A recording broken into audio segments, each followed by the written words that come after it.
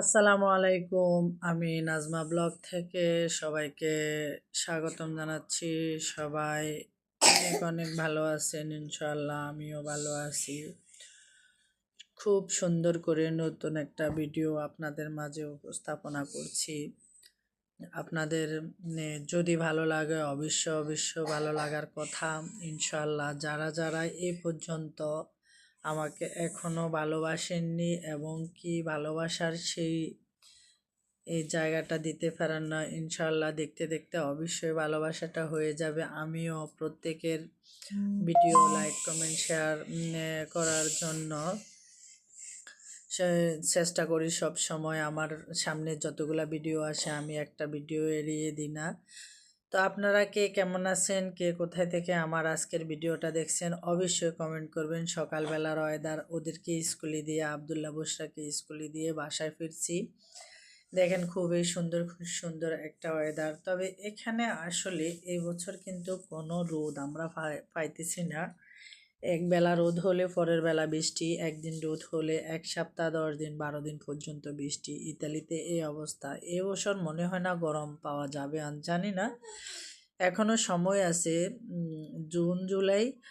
June মাস তো চলে আসছে, জুলাই আগস্টে বোঝা যাবে গরম পড়ে কি না।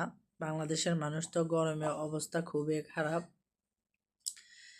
তো আবদুল্লাহকে স্কুলে দিয়ে এই যে 1 কাপ কফি খেলাম, একটা বিরস খেলাম আর একটা কফি খেলাম। কে কে খাইবেন আমার সাথে চলে আসেন।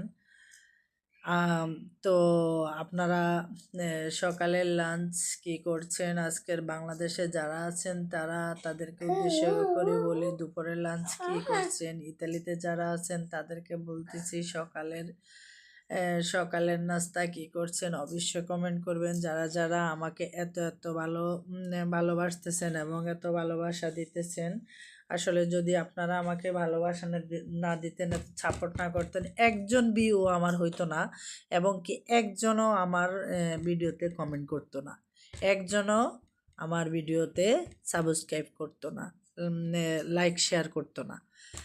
তো মাশাল্লাহ আপনাদের দোয়ায় আমার ইউটিউব চ্যানেলও আল্লাহর রহমতে উপরের দিকে উঠতেছে। এখন প্রত্যেকটা ভিডিও আমি দেখতেছি এই কয়দিনের ভিতরে